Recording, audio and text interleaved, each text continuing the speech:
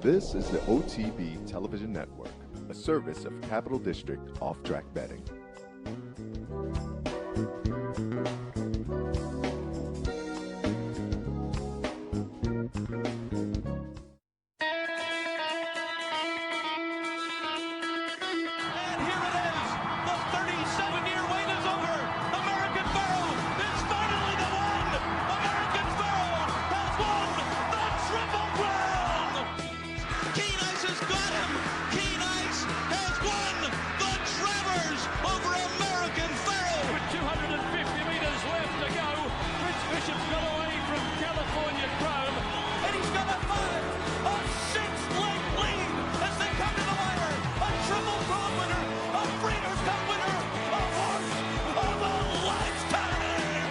Broadcasting live from the Capital OTB studios, this is Racing Across America with Seth Merrow.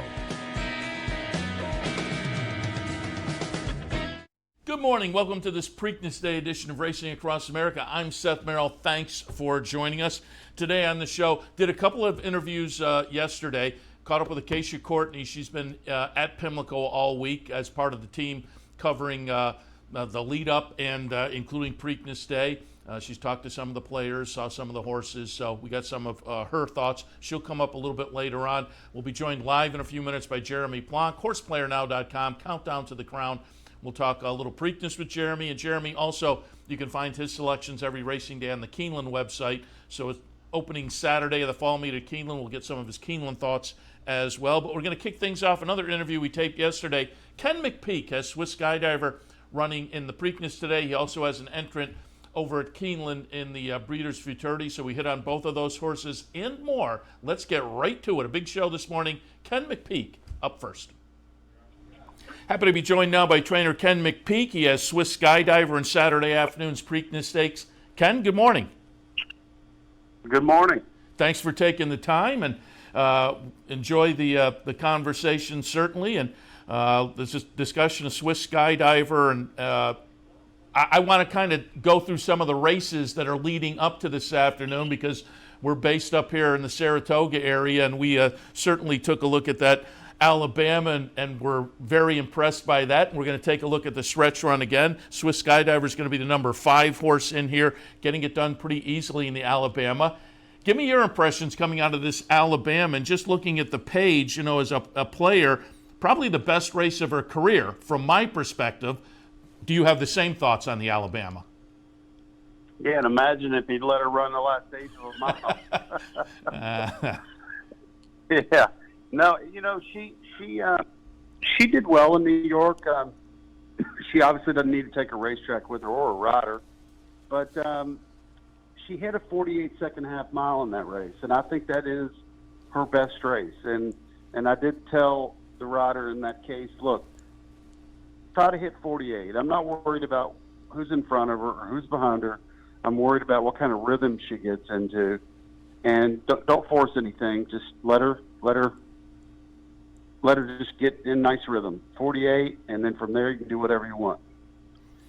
And again, she looked very impressive there. That leads her into the Kentucky Oaks. We're going to watch the stretch run of that. Swiss Skydiver is going to be the number 1 horse. She Dares the Devil, the number 7. So there's a little bit of an upset there coming out of the big performance in the Alabama. What was your takeaway from this Kentucky Oaks? Well, we talked for 3 days that Gamine has had a tendency to get off the rail when she straightened up. So for me, it was pretty easy. We drew the inside. Let's just stay inside. And once they straighten up, Gamine, once they give her a head, she always drifts. And I said, just stay in the pocket, wait, and don't move. Just go right up the inside. And for whatever reason, he didn't. And I think we win the race if we stay inside. You know, how much ground did it cost her? Hard to say. You know, you can't unring a bell, but she was second. So it was a little frustrating for me and the owner, because he knew the plan too, and it just didn't unfold that way. And she ran a respectable race. It just she didn't get the big prize. Yeah, again, coming out of the Alabama, high expectations from the Saratoga folks, certainly, and she winds up second in there. But I was standing outside the winner's circle when you were down for the Alabama, and there was the discussion of meeting the boys somewhere down the road, and you wind up in the Preakness. But I also wanted to get a look in your comments going back to the Bluegrass, because she had faced the boys before in a very nice performance running second to Art Collector. Art Collector here on the replay will be the number 3 horse, Swiss Skydiver the number 7 horse. So again, given that she's faced the boys before and a really nice performance here, I think that had to give you confidence coming into this weekend, I'm assuming. Well, we had a tough decision to make on the next start for. There wasn't a 3-year-old filly race on the calendar, a grade 1 certainly. There was plenty of grade 2s and 3s, but no grade 1. And because she's already accomplished the grade 1 this year, we didn't feel like regressing to a grade 2 was a good idea. Those can be tough as well. And then we could have run in a grade 1 3-year-old filly turf race, which is QB2, or we could have run in the Spinster at Keeneland, which ended up being a short field, actually kind of a modest field. And we didn't feel like we needed to take on older fillies right away. And the lure of the Preakness, which was a lot more money and certainly the biggest prize trophy in racing. And Peter Callahan and I are both what I'd call swing high and hard kind of guys. The Spencer's not a bad race, but there's nothing like the Preakness. And you don't get a window of time to run against straight 3-year-olds. So here we are.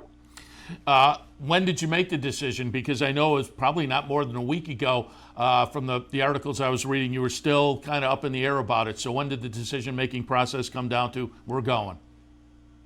Well, I was waiting to see what Tiz the Law did, because I really don't feel like that horse likes Churchill that much. And I thought if he ran back in the Preakness, he was a horse that I certainly have a world of respect for. And it was going to make the field that much more difficult if he ran. When he opted out, which I don't think he opted out till the 23rd or 24th of September, and we'd already breezed once. Then I wanted to work back, and to work back, we had Tyler come in and work her. And he just loved her breeze. He said it's the best she's ever felt under him. And so he and I stood in my office and I said, what do you think? He said, she can win this race. He said, let's run her. So he and I kind of together decided we're going to go. And then that night I get told that his agent can't ride her. So that was a little bit of an eye-opener. Disappointing, because we had a 2-race commitment. And, I'm not going to say that's the nature of the business. It's not something I've ever dealt with. But I was without a rider by Saturday night. And you wind up with Robbie Alvarado, an experienced rider, certainly. Yeah, Robbie's been there, done that, and he gets on horses for me, or had been at Keeneland. He's a guy that I've ridden in the Preakness prior, and he's won this race on Curlin.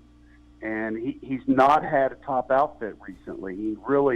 He needs a bit of a break to get going again. And I've seen this happen with riders for decades. I can remember when Jose Santos was on a downturn in his career and trying to find his way. And I rode him then. And I remember when Kent DeSormo was on a downturn in his career, and I rode him to help him get back going again. So it really is, you need the stock to get there, whether you're a trainer or a jockey. And in the case of Robbie, I know he's been working hard. I know he's hungry. And there's nothing better than a guy that's willing. I mean, he's been getting on her every day, and he's getting to know her. And it reminds me of when I won the Travers, because David Cohen used to get on Golden Ticket every day. and we worked together to get that colt right. And this really, it's eerie how I think this is all going to work out. We're going to take a negative and turn it into a real big positive. Yeah, very good. And how long has she been at Pimlico, and has she gotten a feel for the track? She came up Tuesday. The first day we had a lot of rain. The track was sloppy when she went out. The second day it was beautiful, and she had a nice swift gallop. This morning it was sloppy again, and we went out early, and a camera crew walked across the racetrack while she was galloping, which I can't comprehend why anybody would have been out there, and nearly dropped Robbie. I mean, it spooked her and him, and but anyway, she got through that. She went around them and finished her gallop out, but that was a little bit eerie. But she likes to go out early in the morning. She's one that just you can't wait till 9 o'clock to take her out. She wants to go out at 5:30, 6. Go in, out, bathe, rest, and then eat, which she's great at. Yeah, and I've heard some of your interviews, and I wanted to ask about that because you look down the past performances, and she's just been bouncing around the country, various tracks. I mean, you look in 2020, Tampa, Fairgrounds, Gulfstream, Oaklawn, Santa Anita, Keeneland, Saratoga, Churchill, and now Pimlico. But you say none the worse for wear and gets into the feed tub with enthusiasm. I say that there's only 2 others that eat better than her at Churchill Downs. You know who they are? I don't. Me and Dale Roman. Very good. Very good. Dale's a buddy of mine too. He'd laugh. Yeah. So, we're all good doers. She loves to eat. That's been the difference on the season, is that you can't do this with a horse that wilts on you. And she just seems to get stronger, and she loves what she does, and she doesn't easily stress. She obviously has, her blood work's always good. She just is real sturdy. She's almost a throwback type. And I do think you've got to make a case for her being one of the Horse of the Year candidates. I mean, she's gone all year long. She hasn't missed a dance. She's entertained horse racing fans from coast to coast, north, south, you name it. And I think those that when they consider that, and especially if she were to win this race this weekend, and we feel like she will, if she were to win this race this weekend, you've got to make a big case for being Horse of the Year. Yeah, I mean, I named the tracks, but for folks who don't remember, that includes the Fantasy down at Oaklawn. She won the Santa Anita Oaks, obviously the Alabama up here. So it's been a really nice resume in 2020, no doubt about that. I've also heard some of the interviews you've done. You talk about her as compared to some of the boys in the race and say she maybe has 100 pounds on some of them. Oh, yeah, she's big filly. I mean, she's weighed in at some points at 1,100 pounds. I mean, I don't know how some of the others weigh in at, but if they were boxers, she'd be definitely bigger and stronger than them. Very good. And you've also commented, I heard Pimlico's simulcast signal yesterday ran an interview with you, and you mentioned how smart she is. And I'm always curious when trainers say things like that, how does that manifest itself to you as a trainer when you have a horse and they come into the barn and you stand back and label one as smart? What are they doing to demonstrate that? Well, aware of their surroundings, their eyesight, their perception of things going on around. I mean, she's very perceptive, inquisitive. She's checking things out all the time. Her ears are up, and she's got a keen eye. It reminds me, Harlan's Holiday was one of the smartest horses that I've ever trained. You may have remembered him. Of course, he's the grandsire of Authentic. And Harlan's Holiday, I don't believe he was the most talented horse I ever trained, but he was the smartest horse, the smartest. And he understood his task, and he was very talented. And you put those things together, and it makes a horse trainer's job quite easy. And getting into that, the smart, and as I've talked to people who participate in the sales, and you do that also, and I will congratulate you again with Swiss Skydiver. I mean, $35,000 paid for this horse that's won well over $1 million now. And I know Harold Lerner, we've had him on the show up at Saratoga, and you had Eskimo Kisses with him, won the Alabama with that one. But you say smart is shown by awareness, and from talking to people who go to these sales, yearlings or 2-year-old sales, they have noted they look for a lot of times, not just the physicality, but they want that from a horse as well. A horse that's kind of aware and curious, and the head's out of the stall looking around and checking things out. When you go to the sales, are you looking for that kind of awareness as well? Well, there's a list of things you look for, and I'm a hip man. I mean, the way the horse is made, the way they walk, the way that they're balanced. They have great balance. Good horses do. The power of their shoulder, the length of their neck, and certainly their head and their eye. All that's got to come together. So there's a lot of factors, how they're bred. But I love doing that. Wait till we win the Alcibiades today for Harold Lerner with that $50,000 New York bred by Lau Band. Simply ravishing. Ah, nice. And we are recording on Friday, and so you have some in the Alcibiades. And first, let me just offer you a good luck and a great run on Saturday in the Preakness with Swiss Skydiver. But I do want to shift to Saturday at Keeneland because you have one coming up in the Breeders' Futurity as well. Hopefully, it'll add to your resume over the weekend. As you say, you have some coming up Friday in the Alcibiades, but in the Breeders' Futurity, you have King Fury in here. King Fury is going to be the number 10 horse in this replay we look at. Career debut, maiden special weight victory over at Churchill. Again, the number 10 horse, the chart margin is just under 3 lengths. This was a pretty good-looking debut. Corey Lannery will be on board on Saturday. Give me your thoughts on the first start of the career for King Fury, which, again, this nice win we're looking at, and how this one is coming into the Breeders' Futurity at Keeneland on Saturday. Exceptionally talented colt. I don't want him to pigeonhole me as a filly trainer only, right? Right. No, he is really, really, and seems to be improving, and he wasn't cheap, this horse. He's the most expensive young horse I've ever bought, and real excited about him. And 12-1 is ridiculous. I can't even comprehend why he's 12-1, but he's going to give us a big thrill. This horse has got a, like I say, big future and beautiful horse to look at, and for him to go up that long, everybody ought to take advantage of those numbers. I was going to ask you about that, the morning line. I thought that was a little steep myself, particularly the nice breeding curling out of Taurus. So there was some breeding there. But I'm assuming this one had to look great at the sale because, as you say, it attracted just under $1 million. Yeah, I think Battaglia, if he set this line, he might have been drunk when he did it. He's a friend of mine. I can tell him that to his face. As I say, it looked a little generous. Given, I'm a buyer guy, and I suppose folks are looking at the buyers, but these 2-year-olds can step it up all the time, and that win was just visually enough that, that 12-1 looks a little generous. I'm going to be interested to see where the betting public goes. I'll be on it at 12-1 if that's the actual price. But you're going into the race, the stake race tomorrow with this one with some confidence.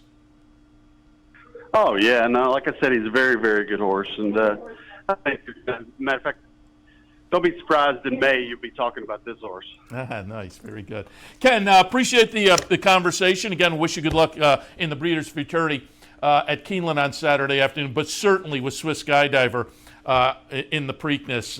It's fun that you're taking the shot. Always fun to see a filly in one of these races. And Swiss Skydiver, for us up here in the Saratoga area, we're rooting just because you like to root for the horses that did well up here. And she really looked great in the Alabama. So, again, thanks for the time. Appreciate it. And good luck on Saturday. Thank you, sir. Take care. Appreciate it. Ken McPeek, Swiss Skydiver in the Preakness on Saturday. Yeah, and thanks to Kenny McPeek for taking the time. Again, we recorded that yesterday, and he touted Simply Ravishing, and obviously being recorded yesterday, I took advantage of that. If you watched OTB Live yesterday afternoon, as we were live on the air in the afternoon, I mentioned that we had recorded Kenny, and he really liked the Harold Lerner-owned Simply Ravishing in the Alcibiades yesterday, so hopefully people were able to catch on to that a little bit. We'll see how King Fury does today at Keeneland in the Breeders' Futurity, and also Swiss Skydiver in the Preakness. And speaking Preakness, I said at the top of the show, Triple Crown race means a visit from Jeremy Plonk. Countdown to the Crown, horseplayernow.com. It's a little bit of a different year. We're not usually having this conversation in October, but Jeremy, good morning. Good morning, and I wish I would have seen that yesterday because I bet the other McPeek in the Alcibiades. So I need to rewind the tape and get with the program. Yeah, he made a real point of mentioning, because I brought up Harold Lerner and Eskimo Kisses a few years ago in the Alabama, and he said, I got a good one for Harold coming up at the Alcibiades. So as I say, yesterday afternoon, I kind of tossed that out for the viewers, knowing they wouldn't see it until this morning. But Swiss Skydiver in the Preakness this afternoon. I pulled up, and let's tout it a little bit. Countdown to the Crown, latest edition came out yesterday. If people go to the website, they can find it, horseplayernow.com. You type Countdown to the Crown, Horseplayer Now into Google, you can find it. But I pulled up the latest edition, and you commented, and I talked about it with Kenny. How about that schedule that Swiss Skydiver has had this year with the number of tracks and cross-country trips, and has held up throughout the entire year? I've tried to mentally go back. I pride myself as being a bit of a historian and geek in racing. I'm trying to figure out a campaign similar to this one. There's not many. You almost kind of go back to Cigar when he's bouncing around, like from the Don to the Mascap to Del Mar. He was like all over the country. You just don't see 3-year-old fillies, run at Gulfstream, Santa Anita, Oaklawn, Fairgrounds, then up to Saratoga, the Kentucky Oaks. Well, what an ambitious schedule. And when she gets through this, she'll still have the Breeders' Cup Distaff ahead of her. And she could be awfully tough in there, too, with that division, losing a Midnight Bisou this week. So what a phenomenal year. A hat tip certainly goes to the connections there with Swiss Skydiver. And Seth, I think she's in with a chance today in the Preakness. I think she's clearly the third choice in the race, whether you're talking pari-mutually or just handicapping the past performances, right? I mean, she wasn't quite up to snuff to beat Art Collector at a mile and an eighth, and I think at a mile and 3/16, that becomes a little tougher. She's going to need Art Collector to come back to her, and then you've got Authentic, and really beyond that, if you put the rest of the race together, I think Swiss Skydiver goes as the favorite over the rest of the bunch. So she's got a shot today, and she's in a race she belongs in. I think this is good placement. Yeah, I have her down in the lower part of my mix, but I agree. Certainly, Ken mentioned he wasn't thrilled with the ride in the Kentucky Oaks. He thought he had a real shot in there. Wound up a good second, though. But, boy, her Alabama, for those of us up at Saratoga, that was a really impressive performance. And getting back to that, and the good second in the Bluegrass show, she can compete with the boys. She'll be a fun storyline, certainly this afternoon, the Preakness. Before we get your thoughts specifically, though, tout us a little bit again. Countdown to the Crown came out yesterday, the nice lineup of your thoughts on the Preakness and the 3-year-old season so far, and also horseplayernow.com. I know you and Brian Spencer have some selections out today. Various tracks, really great racing across the country today. Yeah, we've got our Buzz report, and it's $10 for 4 full cards. I took on 2. I've got Keeneland, which I do every day, and then I've got Pimlico today. And then Brian took care of Santa Anita, and then he also had the action at Belmont for their big Breeders' Cup preview day. So 4 full cards. We try to be honest and put out a good effort, and we hope you enjoy it for $10. Check that out at Horseplayer Now, the Buzz report. And of course, with Countdown to the Crown, it's season 15. I started this series in 2006. We're wrapping up season 15 with just 3 months until season 16 starts. I mean, it's like these are just kind of 2 months. Oh my God, it's October already. There's like 2 months. I've got November and December off. I get 2 months off before we start it all again on the first Friday of January every year. So, and one of the amazing things about it is when you talk about Authentic, he was one of those early season horses, right? I mean, when he came out of the sham, you're like, okay, this is a pretty good Baffert early on. Let's see what else he comes up with. At the end of the line, he's still here. And that's pretty impressive, and it wasn't without some blips in the road, right? I think Bob lost confidence in him. A lot of handicappers lost confidence in him. He looked like he was going the wrong way. Had this Derby been in May, I think he's probably a horse who would not have been a win contender. The fact that it was pushed back, Bob was able to get him back on the beam and get him right again.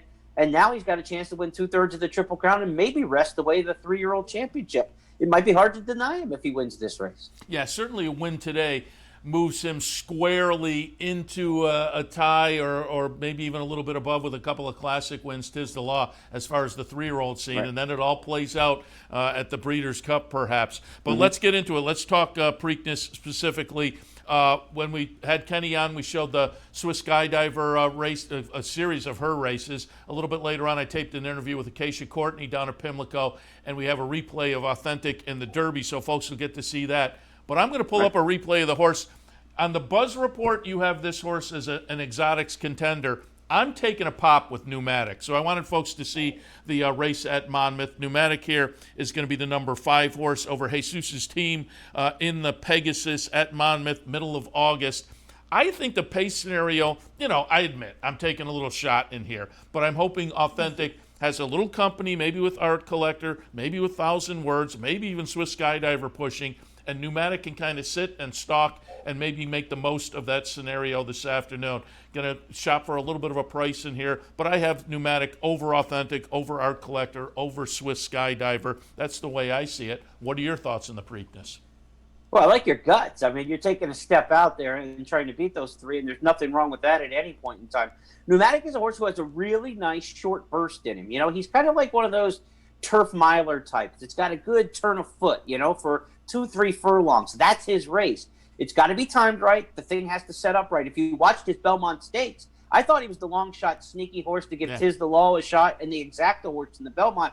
And I got up out of my seat, you know, watching the race on the couch, and I rose up at the quarter pole thinking, here he comes. This is all coming together. And then he kind of flattened out. So he kind of moved a little bit too early in that race. It'll be interesting to see in this race how the pace unfolds. It's a very difficult pace in the Preakness to project. I mean, we know Authentic wants to go to the front. Then there's 3-4 horses that might want to go to the front. And jockey intent and how they break. And, you know, Authentic didn't get away great in the Derby, but then he kind of, you know, scooted and motored and got to the front by the time they passed the wire the first time. Will that work at Pimlico? We'll see, you know, and how it all plays out. If they do bang and smash and go fast early, for Pneumatic, he's better to be farther back than you might think because he's just got that one run in him, I believe. So if they're going fast and he's up there chasing fast, I don't think he can sustain that kind of run. So he's better off being 6, 8, 10 lengths off the lead if they're going fast. And then just make your one run from the 3 furlong marker to the wire. That's your best shot from off the pace, I think, in this kind of race.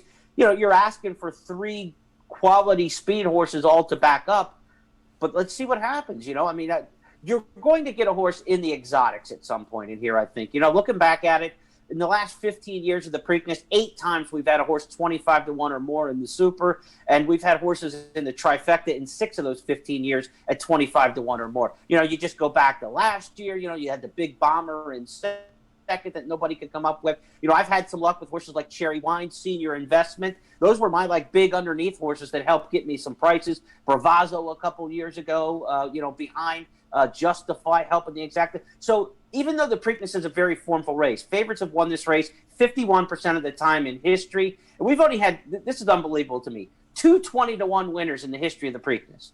2 horses at 20-1 or more, and only 4 horses at 15-1 or more. So it doesn't happen on the top end that we get just this crazy boxcars. But if you have a good long shot that you like, work them in underneath, second, third, fourth. And if you do want to play a win bet, look, the last thing you want is to have a horse you like Pneumatic, right? The last thing you want to have is this horse wins and I get nothing on him. But if you're going to spend $50 on the race, maybe 10 of it is on the win end, and then the other 40 is using the horse second and third. I think that's a better way of moving your money around and maximizing what's more likely to happen. But if this horse wins, you don't want to be standing there going, oh, boy, I didn't get it, you know? I mean, there's not many opportunities in life to have a horse you really like in a big race at a big price. So you got to get something on the win end. But, you know, if people balance their money right, I think the Preakness is a race where you can still make some big scores. I mean, that Justified Bravazzo just I cleaned up that day.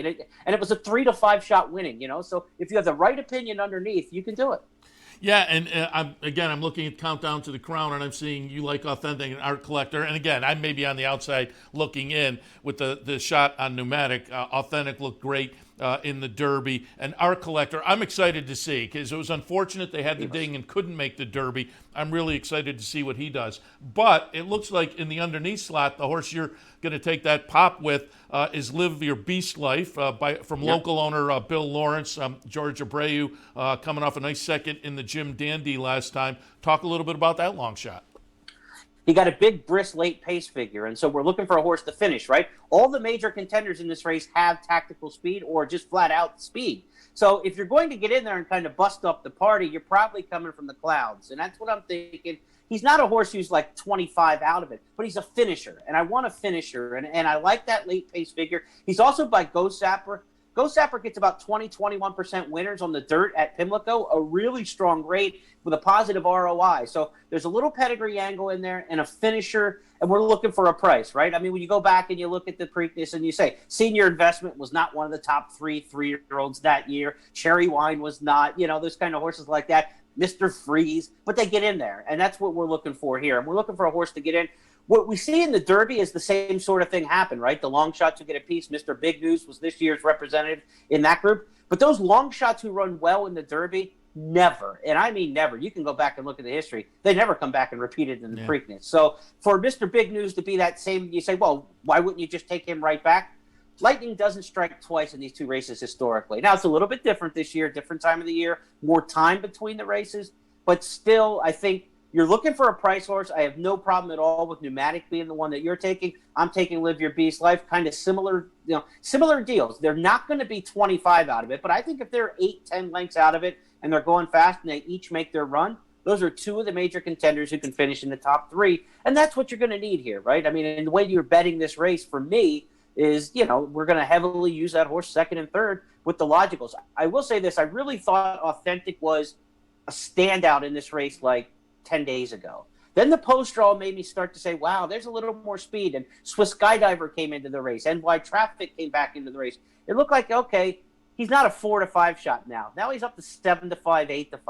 Then I watched the gallops for Art Collector the last couple of days at Pimlico. XBTV and the people on the ground at Pimlico did a great job of gathering video.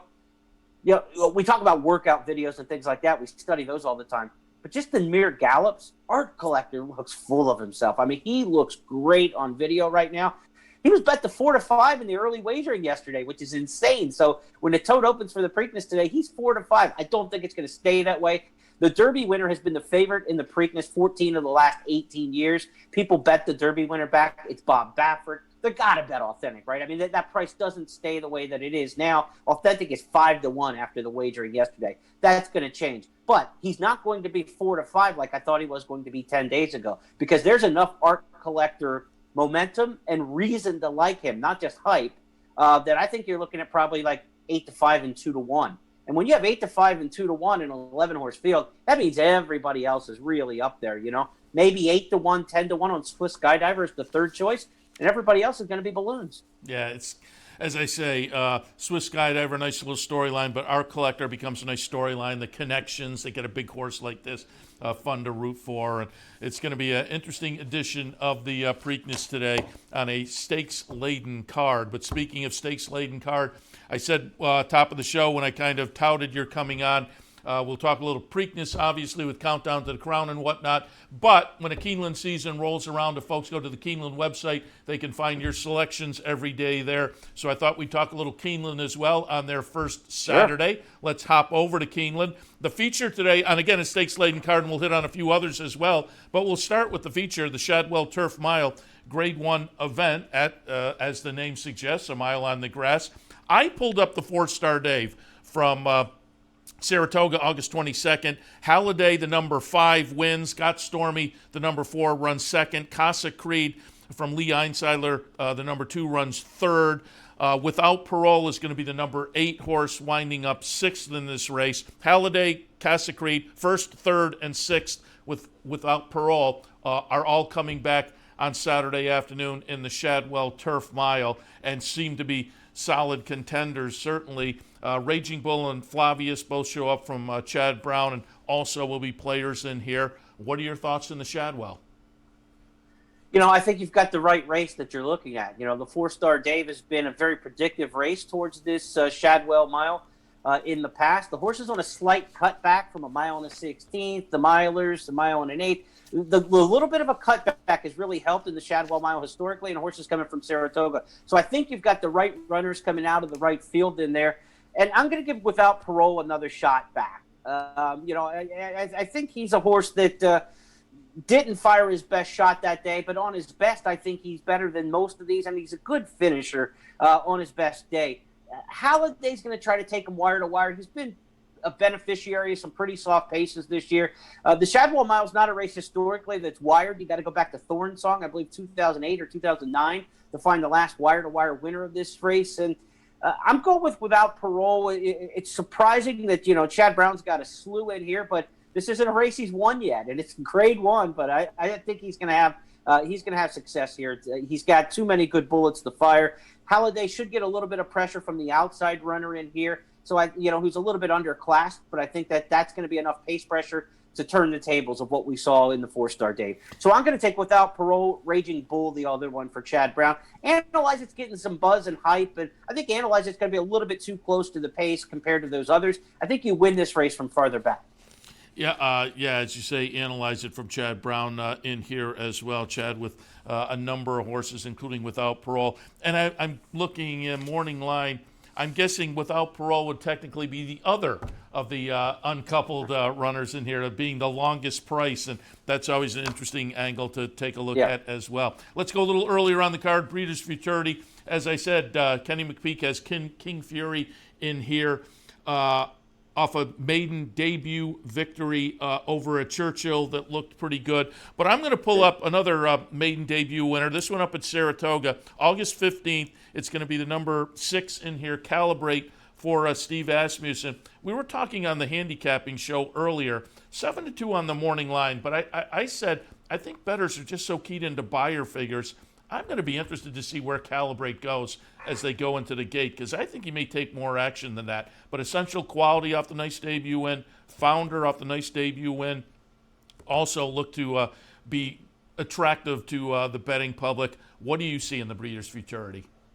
This is a race that on paper looks very competitive, and there's, a limited amount of races you get to look at. And there's a lot of promise amongst those. King Fury won from a really bad post at Churchill Downs. Looked good doing it, has the route experience. Founder really ran a nice race. No question about that. Calibrate ran a really nice race down on the rail in this game in his debut and looked really good for Steve. But in video study, Seth, I could not have been more impressed than I was with Essential Quality. This is my best bet of the weekend at Keeneland. If you like to watch race replays, go watch this horse's debut. The first 3, 4, or 5 furlongs of the race, he was just kind of climbing and galloping along down the backstretch. Looked like he didn't know what he was doing. In the middle of the stretch, the light bulb came on, and he got absolutely squeezed played by 2 horses, not 1, but 2, into the rail. He got around both of those, came out, and ran about the last 100 yards of the race like a jackrabbit, and then galloped out like the race was just beginning. He was 25 lengths in front on the clubhouse turn in the gallop out. This was a 6-furlong sprint. His mama was a sprinter. He's got some, distance on the top of the pedigree. The question is, will he two-turn? I'm not sure after the debut, but I know he's super talented. The way he finished up and went through the wire for Brad Cox, he really, really impressed me. Essential Quality, to me, is a big play today, and I'm going to actually make him a single in the multi-race wagers, and I'm going to try to build my pick 4s and pick 5s late in the day today in Keeneland off of Essential Quality. I do not know what the public's going to do with this race. I think you're right. I think Calibrate's going to take action. Founder for Chad has got to get back, right? He bolted and took a right-hand turn at the 16th pole, regrouped, and came back to win. He could have been more visually impressive. And the way Kenny dominated yesterday, people have short-term memories with the 2-year-olds. He comes back with King Fury, who looks really good. He's going to get bet off the success of yesterday and as good as he looked in his debut. So these all horses look to be in that 2-1 to 4-1 range, and I don't know which way the public's going to sort with them. But I'm just stoutly behind Essential Quality today. I like it. All right, let's get one more opinion. We'll go back to the 6th race this afternoon at Keeneland, the Woodford Grade 2 event for turf sprinters. And this is a nice field. Leinster certainly will attract some attention off the nice win earlier this year at Keeneland in that re-calendared July meet they had, but it was a nice triple-digit win. Chaos Theory, coming off a couple of wins, is interesting to me as well for John Sadler. Who'd you see in the Woodford? Sadler's horse looks good on paper, but he has been so cold in California. Yeah. Does he wake up with the road trip? For a guy who rarely wins out of town to start with, he did have a little bit of success at Keeneland with the winner last year at Stakes Company, but he is ice cold. I'm talking like sub 5-6% in California over the last couple months. I've got to take a shot against that one. 2 horses that really love the course. Fast Boat for Joe Sharp. Really loves this course at Keeneland. I think he's going to be overlooked and will be a nice price. And Leinster that you talked about, I think he's the horse to beat. I think there might be a little bit of discrediting his win in the summer because that course was so fast. It's not what we were used to seeing in the spring and the summer, that people are going to think that win was fraudulent, setting a course record during a meet where I think they set 4 or 5 different turf course records. It really wasn't our traditional Keeneland spring fall weather, so that course was just so much harder than it normally is. But this horse has run huge at Keeneland before that. He is truly a horse for course. He just ran faster in that race, and I think people might look at it and say, yeah, that was phony, and he's not quite as good as that. I think Leinster, the 8, and the 2-horse Fast Boat are really key plays in that race in the Woodford. And it's a good race. Extravagant Kid from the Rail is a horse I thought in the last 2 looked like the winner and disappointed me. So This time, I'm not going to go back to the well again. I'm steadily, and strongly behind the 8 and the 2 there in the Woodford. We'll take our chances. Fast boat's going to be a nice price, and if he can get in there, I think that juices it up. I mean, that could be a $50 exacta with those two. I like it. Again, folks can find Jeremy's selections every Keeneland Racing Day at the Keeneland website. And, of course, check out thoughts on the Preakness at the Countdown to the Crown page. Nice sheet you can print up as well. The contenders and the long shot logicals and some 3-year-old thoughts overall. Jeremy, again, appreciate the visit. And we will certainly be looking forward to starting out Countdown to the Crown in a couple of months for next year, as you said. Yeah, I'll be getting right on that. It's coming up. But appreciate the visit this morning. Again, kind of wrapping up a very different 2020 Triple Crown, but also the thoughts on Keeneland. And, in fact, maybe we'll check in again before the end of this Keeneland meet. I'd love to. Anything you need. All right. Jeremy Plonk, horseplayernow.com, Countdown to the Crown, some Keeneland thoughts and some Preakness thoughts as well. And I'll just check with the guys in the control room. Should we just fire up the next interview? Yes? Sure. Yeah, just to save some time. We will go right into the Acacia Courtney interview, which, again, I taped yesterday. She's been part of that team all week long that's been leading up to the Preakness. She will, of course, be part of the simulcast team today as well. But caught up with her yesterday, and, she's been on the backstretch talking to the players and seeing the horses run. So we got some thoughts on the Preakness and a couple other stakes today at Pimlico with Acacia Courtney. She's up next. Our friend Acacia Courtney, she's part of the team covering Preakness week down at Pimlico. Acacia, good morning. Good morning, Seth. Thanks for having me on. Hope you're doing well. Happy to have you on, and so far so good. Yes, knock on wood, doing well up here after a quirky Saratoga. We've been watching you on the broadcast as well, based down at Belmont, but now you're at Pimlico. I've been looking at your Twitter feed, and I see you've been kind of bouncing around the backstretch as well. I'm curious, on these, Triple Crown Trail races, typically, it's a little bit different this year, but typically still there's kind of a buzz horse that may be floating around on the backstretch. Any buzz on a horse this week coming into the Preakness? I think the biggest buzz horse is Art Collector. He's really impressed in the mornings the whole week. I've been doing kind of all of the roles this week since coming to Maryland. I've been out starting at about 5:15 in the morning, spotting horses for our camera team, and I've been on the radio doing that. So I've gotten a chance to see them all up close and personal, and then, of course, doing the handicapping and the on-air reporting stuff, and also working on the production end of everything. So I've been doing it all this week, but it's been a lot of fun. And our camera guys, myself, a lot of people on the backside have really just been super impressed by what Art Collector's been doing in the mornings. Just really seems unfazed by everything. Yeah, I'm looking forward to seeing him. I was disappointed for, you get connections like that and wind up with a horse like this and they miss the Derby. But have you had a chance to talk to Tom Drury? I'm sure that these guys are over the moon to have a shot at a classic. I did. I got a chance to speak to Tom Drury and Bruce Lunsford, the owner, this morning. They just got into town yesterday. So Art Collector's been here, obviously, since Tuesday when all the horses came in on the plane from Kentucky, and just got a chance to speak to him. Of course, his team has been here with Art Collector, but he said it's really just been emotional. He said he's still kind of getting over the Bluegrass victory, which was the first graded stakes win for him, and then to be able to potentially have a big shot in a race like the Preakness is huge. Not to mention, he said, with the disappointment of not being able to run in the Kentucky Derby, having the Preakness just a month after was really the saving grace to have something to look forward to. Yeah, it's, as I say, fun to root for connections like that, and I'm glad they're getting the shot in the Preakness. Just before we get to some of the stakes on Saturday afternoon, just give us your thoughts and what it's like down there. I'm sure it's pretty similar to the way Belmont has played out over the past few months and the way Saratoga has played out. A fanless Pimlico. What's it been like the last couple days? Yeah, it's definitely bittersweet. And like I always say, I mean, believe me, all of us that are here at the racetrack want the fans back just as much as they want to be back on the track. It's you miss that buzz, that atmosphere, that excitement of 100,000 people lined up on the rail trying to get a look at these amazing thoroughbreds. And it's a fabulous race. It's a great card. So it is a shame, but we will have a limited number of owners here. Of course, essential personnel, very limited number of media on track here, and tremendous of safety precautions in place. So everybody's taking things seriously and doing everything that we need to do in order to keep racing. So it is bittersweet, but I know the Stronach groups put a lot of emphasis on still making it a great experience for those watching at home. Did a segment with some people from the Stronach group last night, and the Soulful Symphony Orchestra will still be performing in the infield and doing kind of a modernized call to post type of thing. So still some nice fun things for people that are watching at home. Very good, very good. And I saw, as you say, the horses have arrived. I saw on the card yesterday as we were doing the handicapping show on Thursday afternoon, I saw John Velasquez get interviewed in the winner's circle afterwards. So he's already in town, and it sounded like he came in town a little bit early. He wanted to get a feel for the track before he hops on board Authentic.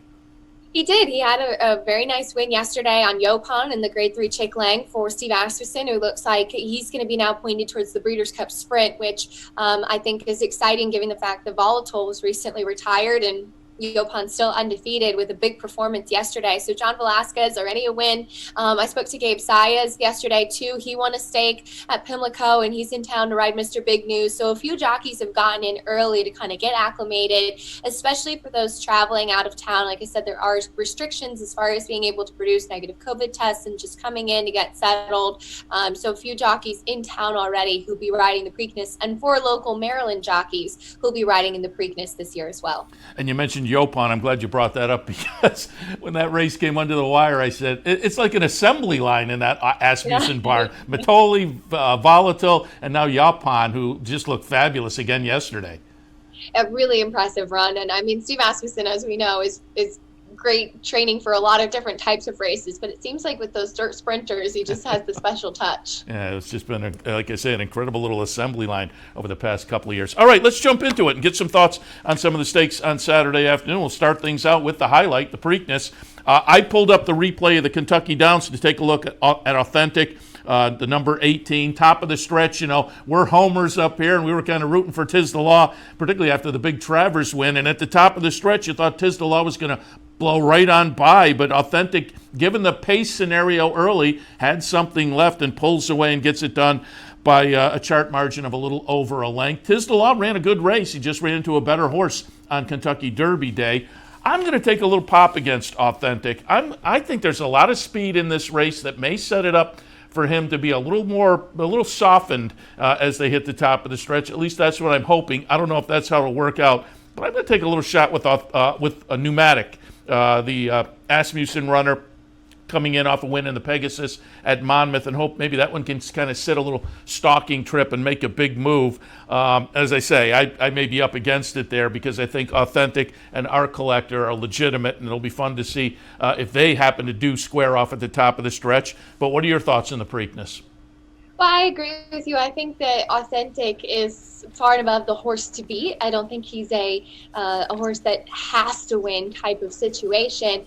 Being able to see him in the mornings, as he's been based out in California, so I haven't really been able to see him leading up to this. But he's a little bit of a tricky horse. I know 1,000 Words was the one that flipped in the paddock before the Kentucky Derby for Bob Baffert, but Authentic's the one that's more difficult, and Bob had even told me that over the training over the last couple of days. The exercise rider in Authentic has been getting his arm workout in the morning because he's very keen. He's a very tough, he's a very strong, a very almost kind of distracted type of horse. And so kudos certainly to Bob Baffert for being able to go the 1.25 miles in the Kentucky Derby, as he really was just best that day. The track here at Pimlico, especially as we did have some rain last night and on Wednesday as well, typically having early speed, being forwardly placed, is a big advantage. So I think it really does hinder some of the deep closers, though there does seem to be a lot of speed. But I agree with you. I think of the 3 Asmussen runners, Pneumatic is the one that's been impressing me the most, and he's coming in fresh from the Pegasus at Monmouth. But I landed on Art Collector. And like I said, he's really just won me over.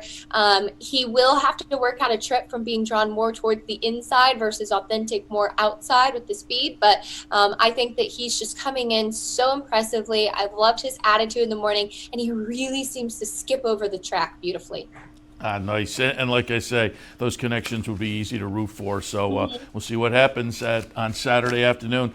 In the Preakness, that's the 3-year-old boys. The 3-year-old girls, as usual, face off in the Black-Eyed Susan on Preakness weekend. That's a race earlier. I'm going to use Bonnie South coming out of the second in the Alabama. I thought, that was a good effort behind Swiss Skydiver, who is also going to be interesting in the Preakness. She's going to be fun to watch in the big race. But Bonnie South on that second in the Alabama. Hopeful Growth is interesting to me. Missing Bow and maybe a little bit of a price coming down from Woodbine. I think it's an interesting race. What are your thoughts on the Black-Eyed Susan?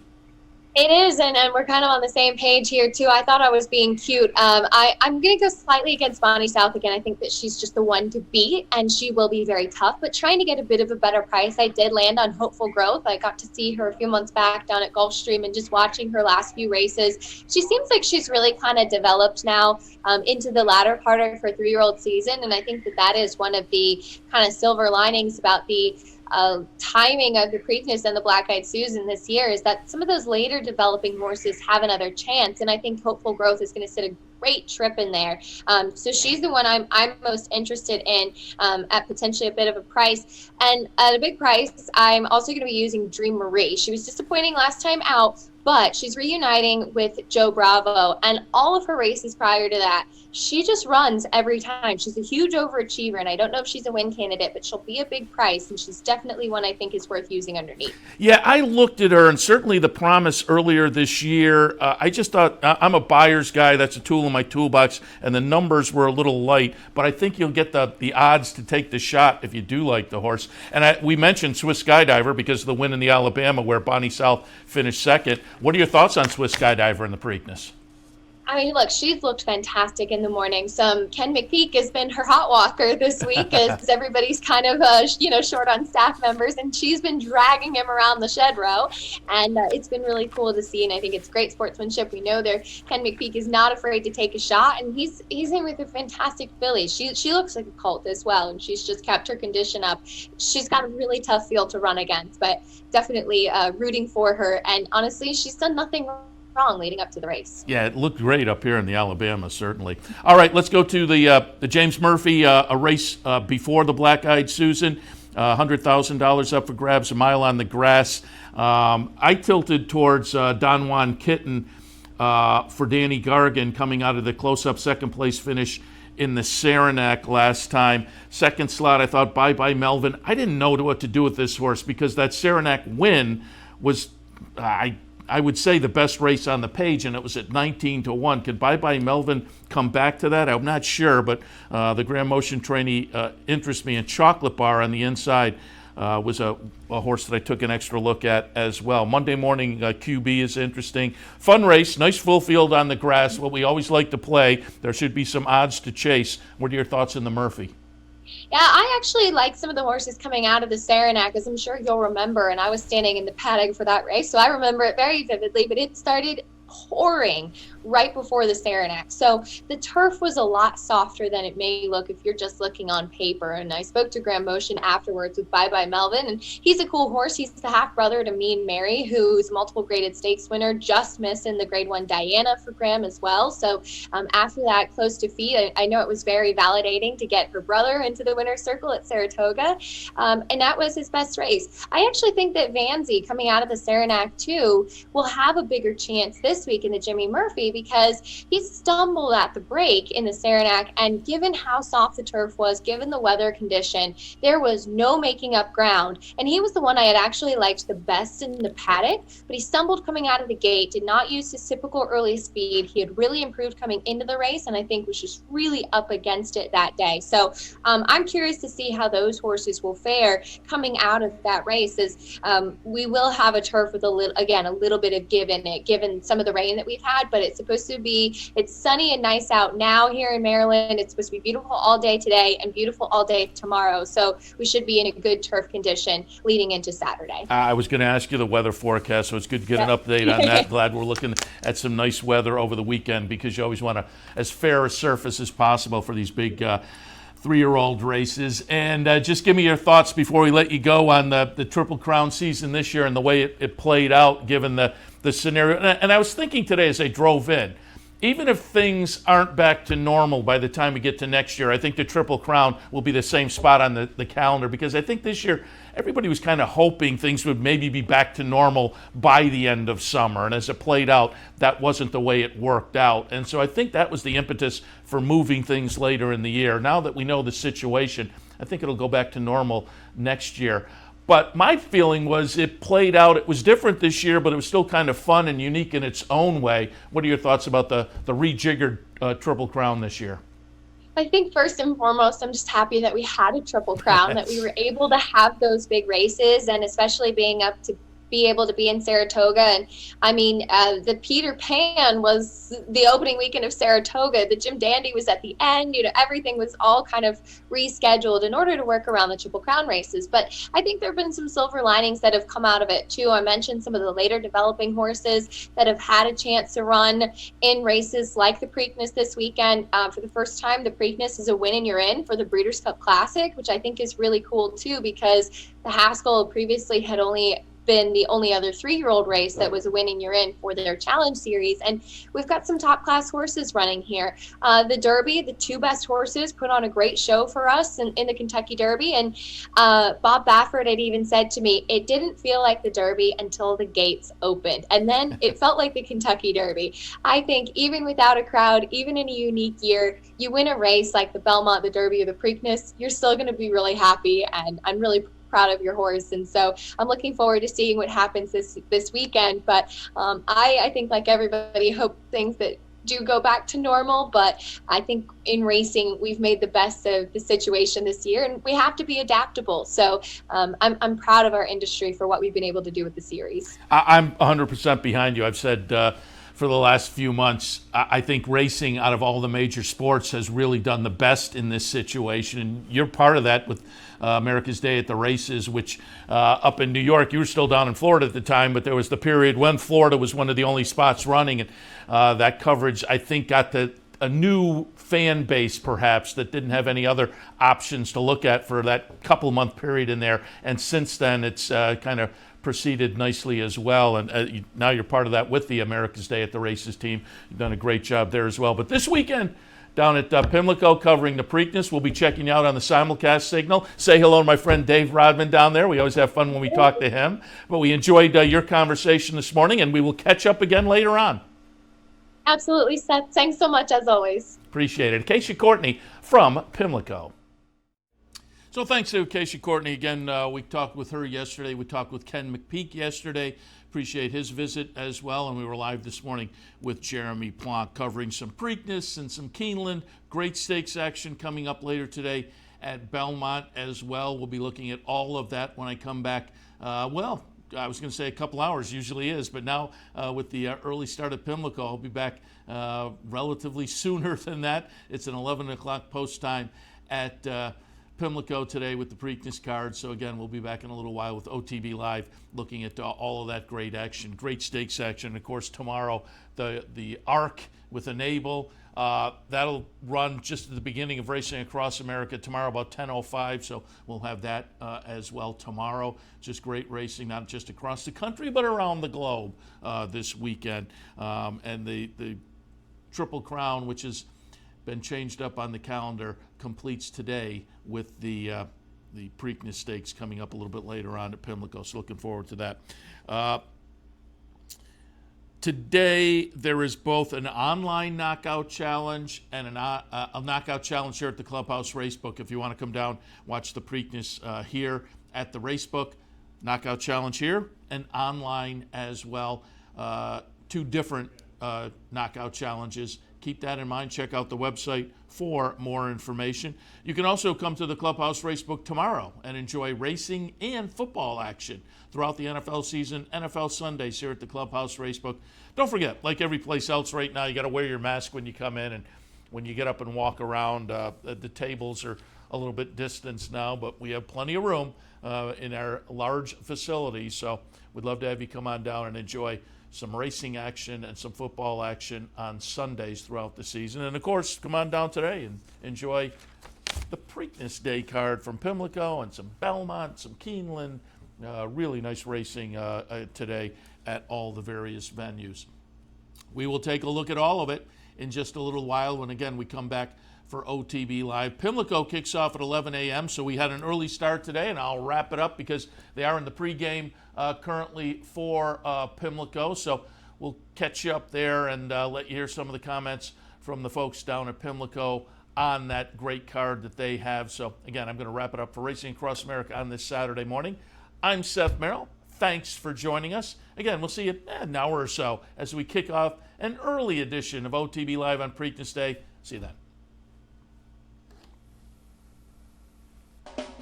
You're watching OTB TV, a service of Capital Off Track Betting.